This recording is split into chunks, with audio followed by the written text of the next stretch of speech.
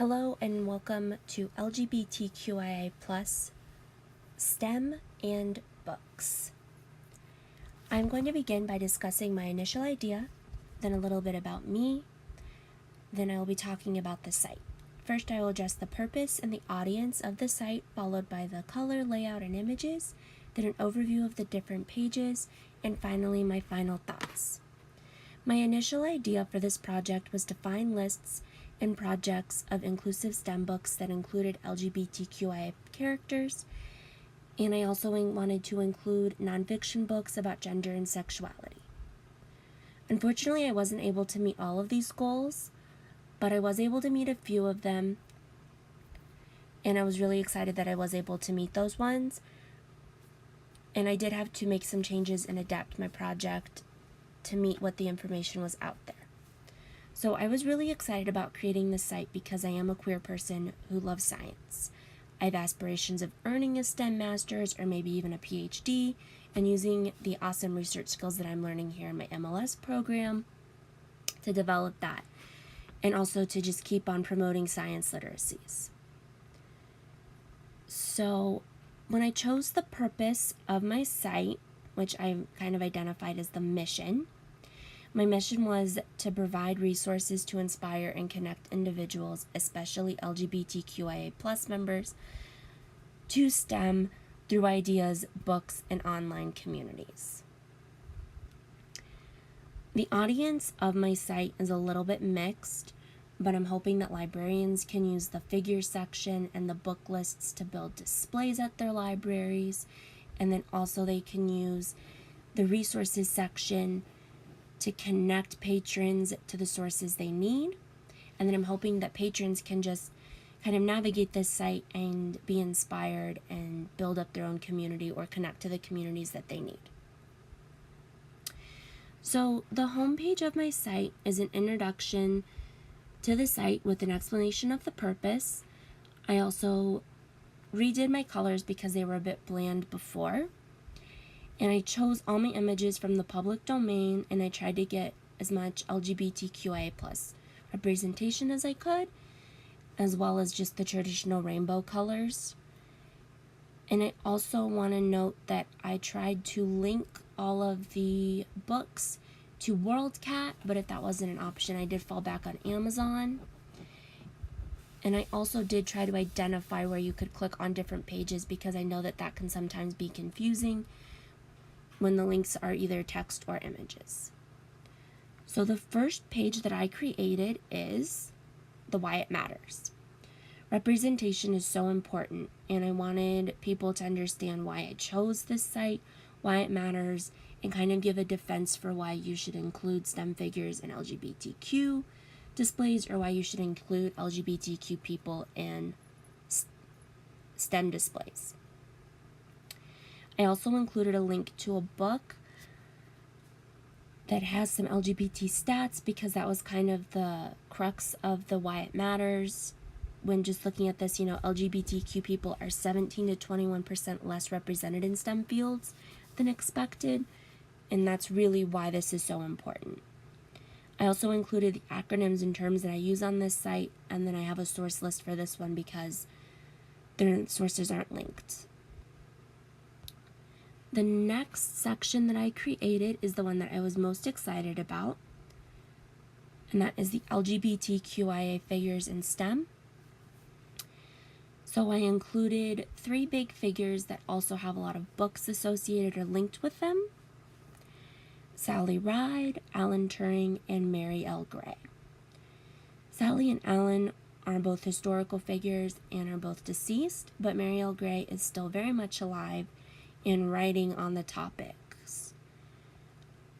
I also decided to include a few more people just to spark people's interests and maybe inspire them to do their own papers or topics about those figures. The next page I added was a STEM's books page.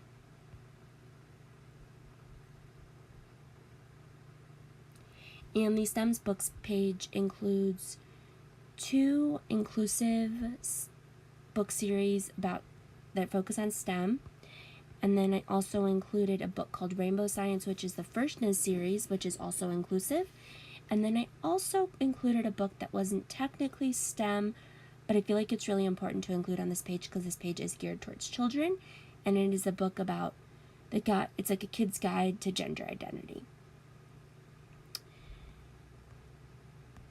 If you click on the STEM page, it goes down to STEM book lists, where I included a few book lists where I found these books or found additional books that I really enjoyed that focus on STEM. The next page is the nonfiction LGBTQ books. And I really feel that reading nonfiction is important in the LGBTQ movement because there is a lot of history and a lot of figures that have been forgotten and erased from our community. And I included some of those, and both of the Making Gay History and Beyond Gender Binaries include some figures that were involved with science. I was able to find this awesome autobiography about a transgender scientist, and I really wanted to highlight something about asexuality because it's often ignored. And I was able to find a book with a psychological approach to understanding sexual identity and orientation, and then just kind of a quick, easy to digest guide about all things LGBTQ, including sex and medical issues. From there, I also included another nonfiction book list. Two of those book lists are from the same site, but one of the lists has a variety of literature, but they're always updating and changing it on Autostraddle.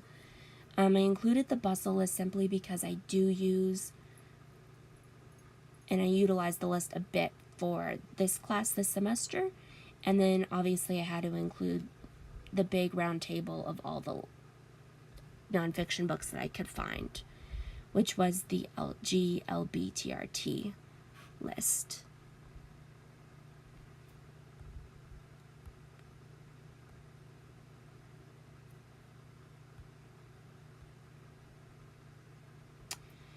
The next page is the tab page about resources.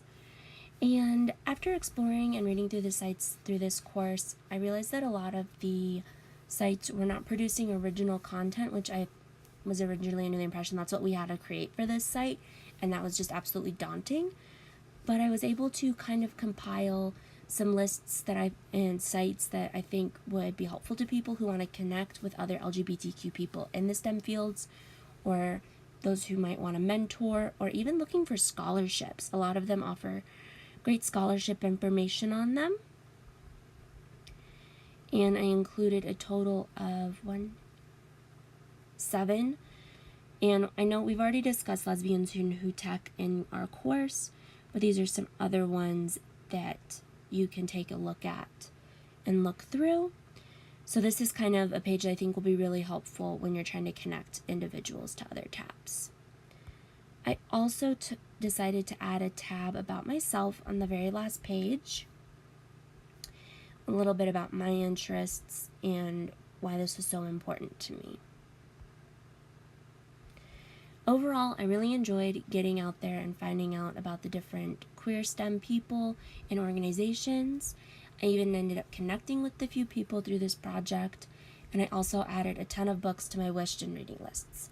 I hope you enjoyed my website as much as I did learning more about queer STEM community, and thank you so much for watching this video.